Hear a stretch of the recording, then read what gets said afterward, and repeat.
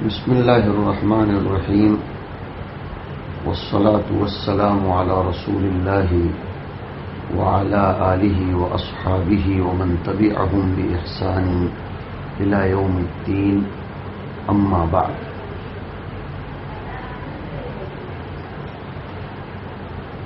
معاشرے کو سلامت رکھنے کے لیے جہاں ایک دوسرے پر اعتماد کرنا، ایک دوسرے کا اعتماد بحال رکھنا،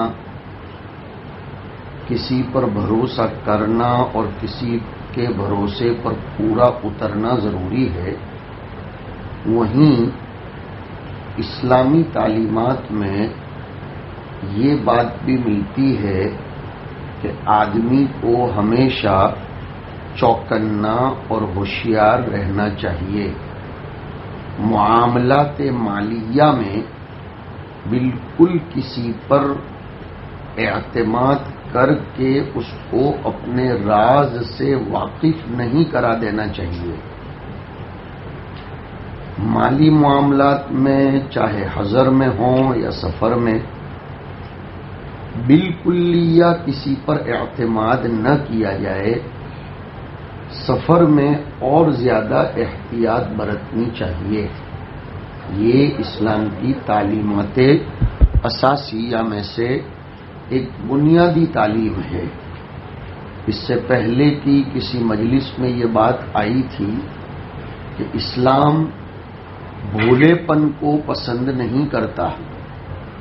اسلام مسلمان کو بالکل سیدھا سادہ بھولا بن کر رہنا کہ ہر کس و ناکس پر ہر وقت اعتماد کلی کر لے، اس کا بھی قائل نہیں ہے۔ چنانچہ اس سلسلے میں ایک بہت اچھی روایت حدیثوں میں ملتی ہے۔ ایک صحابی حضرت عمرو ابن فغوا اپنے والد سے روایت کرتے ہیں کہ رسول اللہ صلی اللہ علیہ وسلم نے مجھے ایک دفعہ بلایا۔ آپ علیہ الصلاۃ والسلام کا ارادہ تھا کہ کچھ مال مجھ کو دے کر ابو سفیان کے پاس بھیجیں تاکہ ابو سفیان قریش کے درمیان مکے میں اس مال کو تقسیم کر دیں۔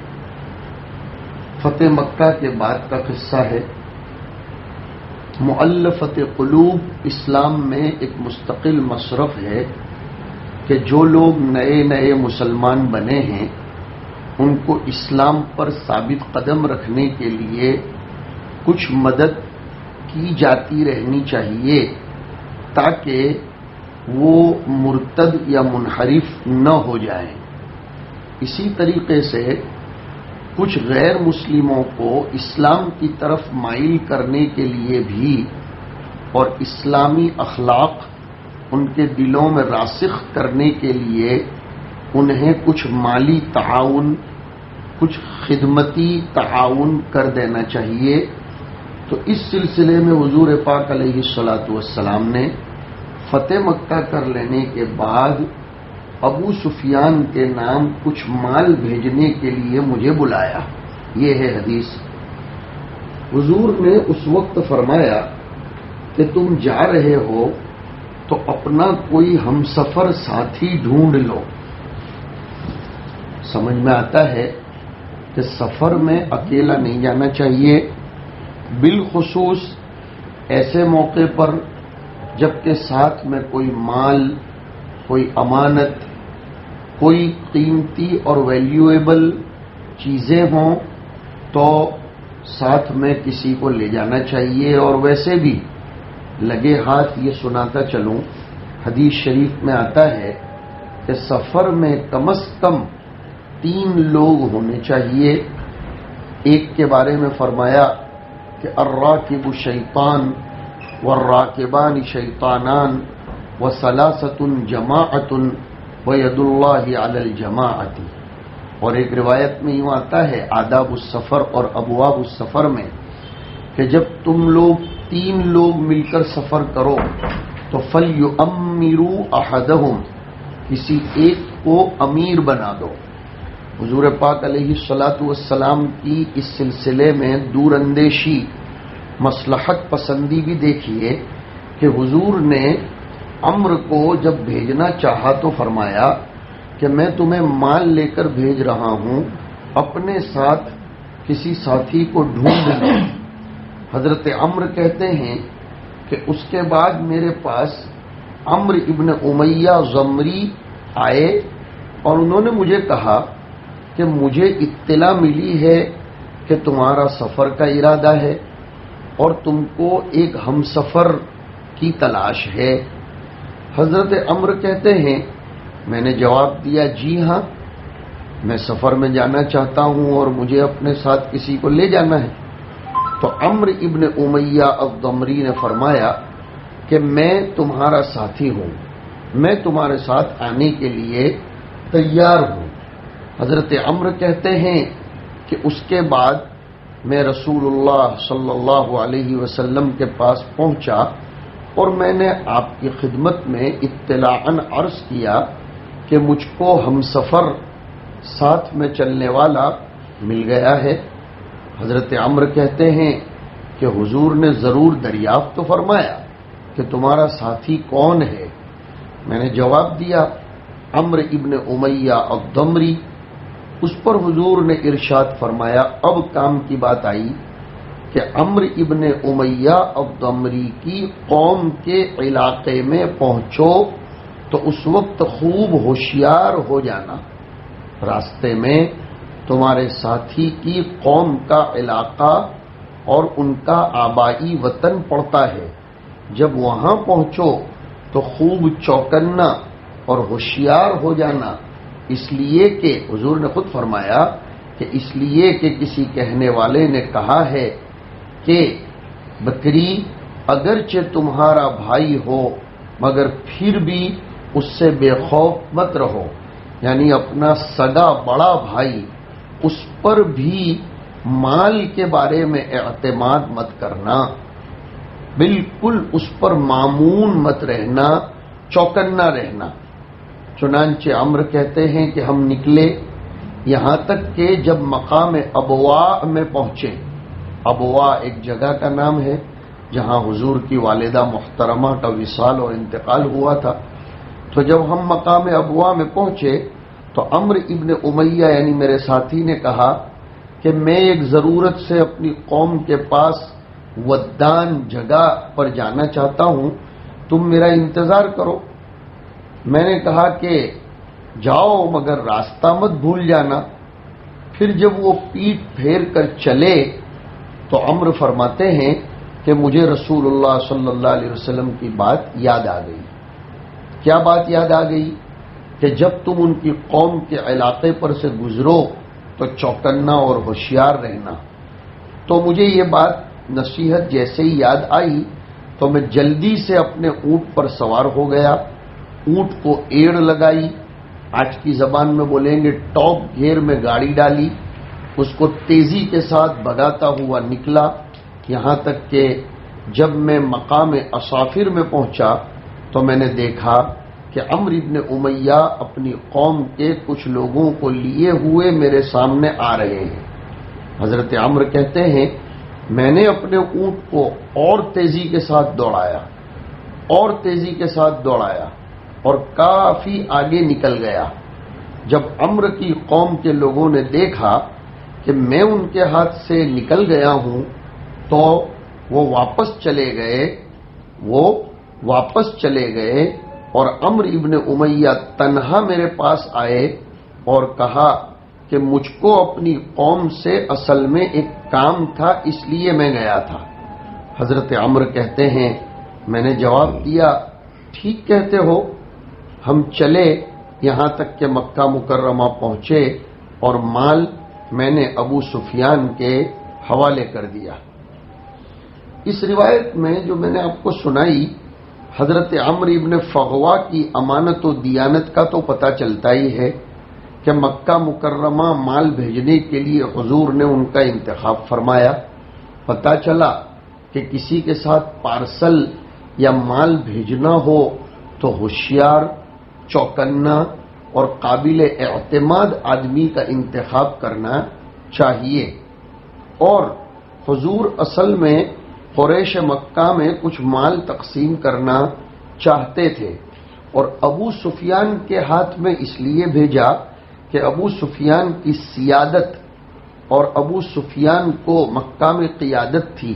پتہ چلا کہ کسی قوم اور برادری میں مال بانٹنے کے لیے اس قوم کے بڑے آدمی کا انتخاب کرنا چاہیے، کسی ایرے غیر نتھو سے یہ خدمت نہیں لینا چاہیے۔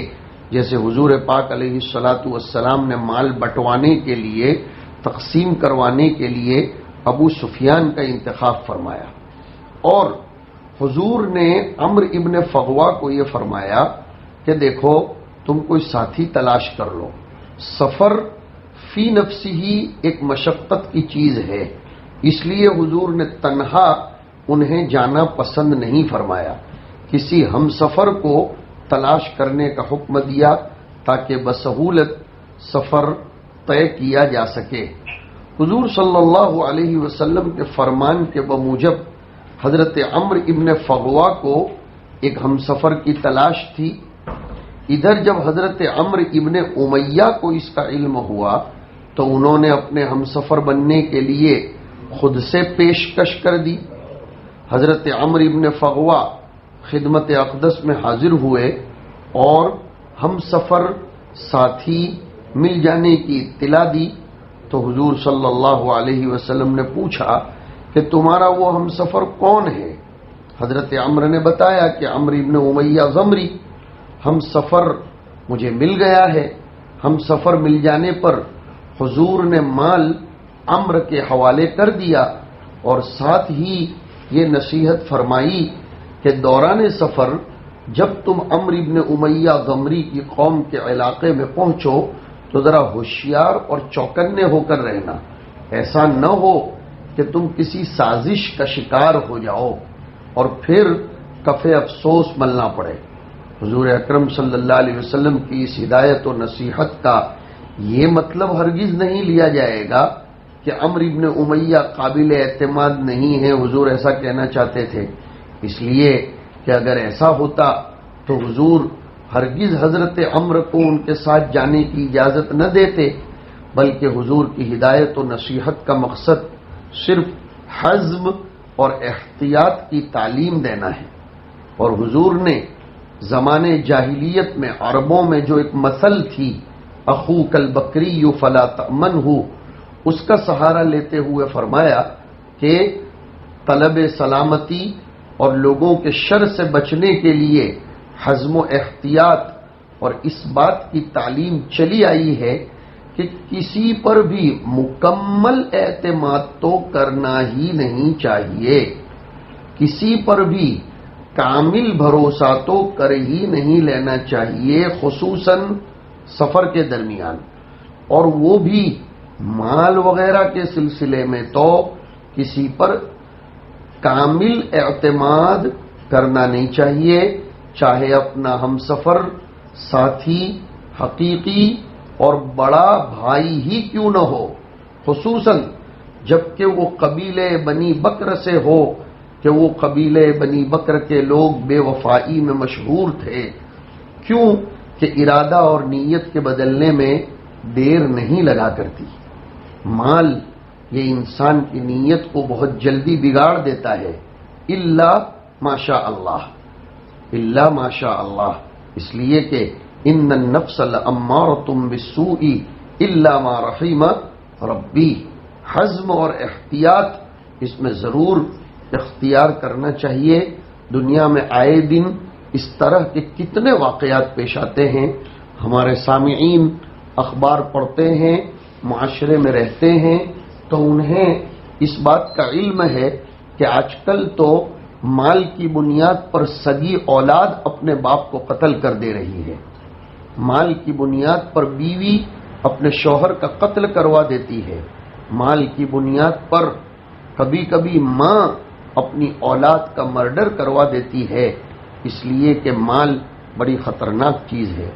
اور سفر کو حضور نے خاص طور پر اس لیے پیش فرمایا، سفر میں بیگ چوری ہو جانا، سفر میں جیب کٹ جانا، سفر میں لٹ جانا، اس قسم کے واقعات بکثرت پیش آتے ہیں۔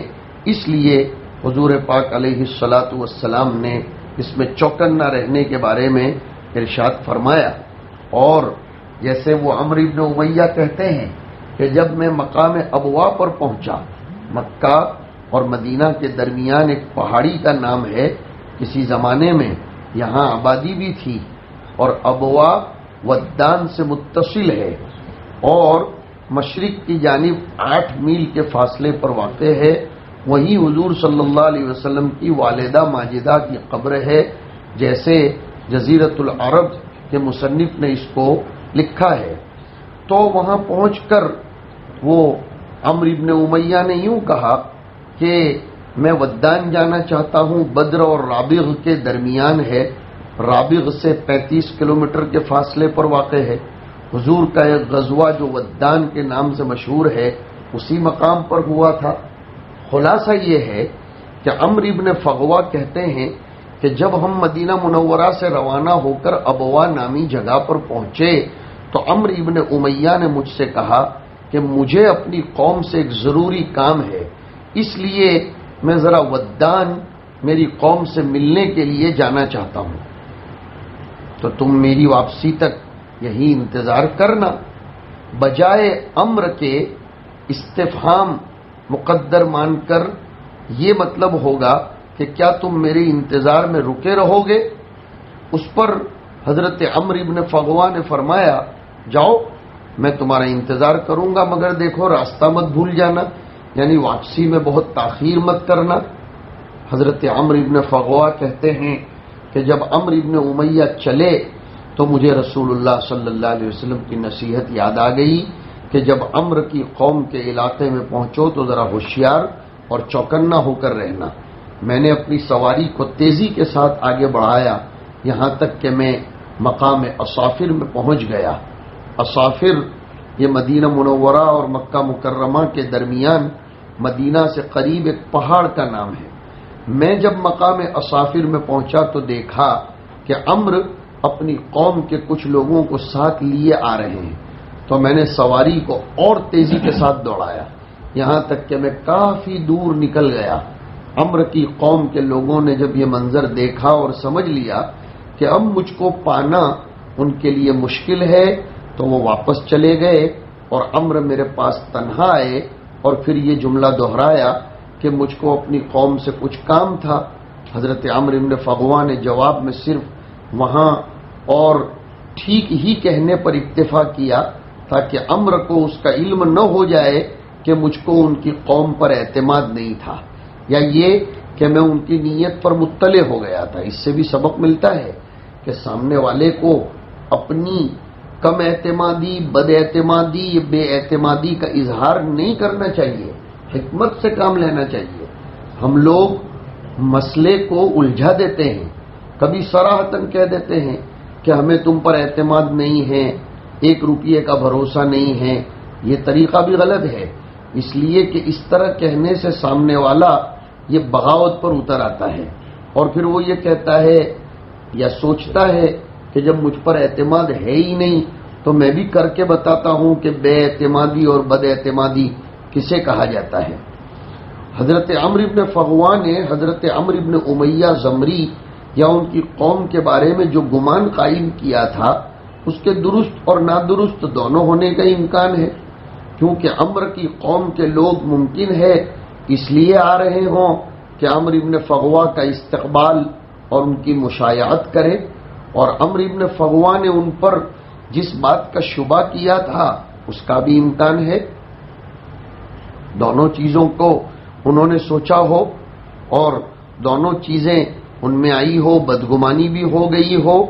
بہرحال اس حدیث سے حضور اکرم صلی اللہ علیہ وسلم نے ہم لوگوں کو ایک بہت بڑا سبق دیا کہ مسلمان بھولا بھالا اور اتنا زیادہ کریم، رحیم، شفیق اور ہمدرد نہیں ہونا چاہیے کہ ہر کس و ناکس پر ہر وقت اعتماد کر لے، بلکہ اسے مال کے بارے میں، بالخصوص عزتوں کے بارے میں اپنے گھر کی عورتوں کے بارے میں، اپنے انفس، اعراض، اموال وغیرہ کے بارے میں بہت زیادہ چوکنا رہنے کی ضرورت ہے۔ ہمارے معاشرے میں آج کل مسلمانوں میں اس بات کی بھی کمی ہے۔ مسلمان بہت زیادہ بھولا بھالا رہتا ہے، کبھی اعتماد نہیں کرتا تو بالکل نہیں کرتا، اور کرتا ہے تو اپنے سر کے بال سے لے کر پیر کے ناخن تک کسی کو سپرد کر دیتا ہے۔ نہیں، اعتماد بھی کرو، احتیاط بھی کرو، اعتماد بھی کرو اور احتیاط بھی کرو۔ اسی لیے تو ایک روایت میں حضرت ابو ہریرہ رضی اللہ تعالیٰ عنہ فرماتے ہیں کہ رسول اللہ صلی اللہ علیہ وسلم نے فرمایا کہ مومن ایک سوراخ سے 2 مرتبہ نہیں ڈسا جاتا، یا یہ کہ مومن ایک سوراخ سے 2 مرتبہ دھوکہ نہ کھائے، نہ ڈسا جائے۔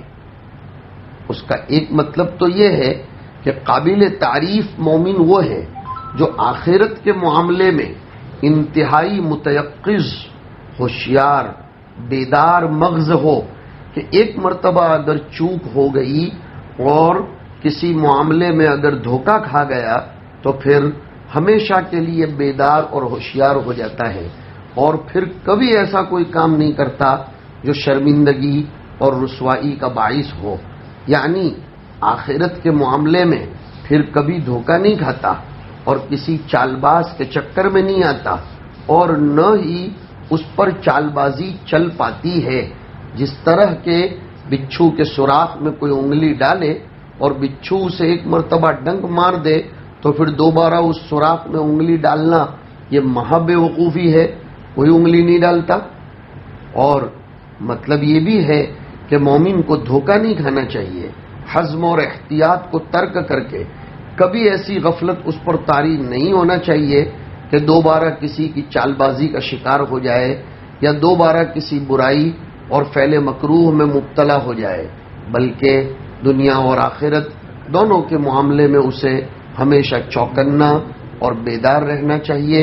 کبھی غفلت گوارا نہیں کرنی چاہیے، جیسا کہ ایک مرتبہ ڈنک کھا جانے کے بعد دوبارہ سوراخ میں انگلی ڈال کر ڈنک کھانے کی کوشش نہیں کرنی چاہیے۔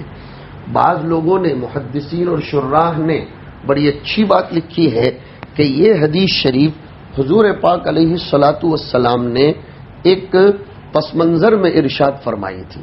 اس کو بغور سننا چاہیے کہ ایک مرتبہ حضور اکرم علیہ الصلاۃ والسلام نے ایک مشرک کو کسی غزوے میں پکڑ لیا تھا۔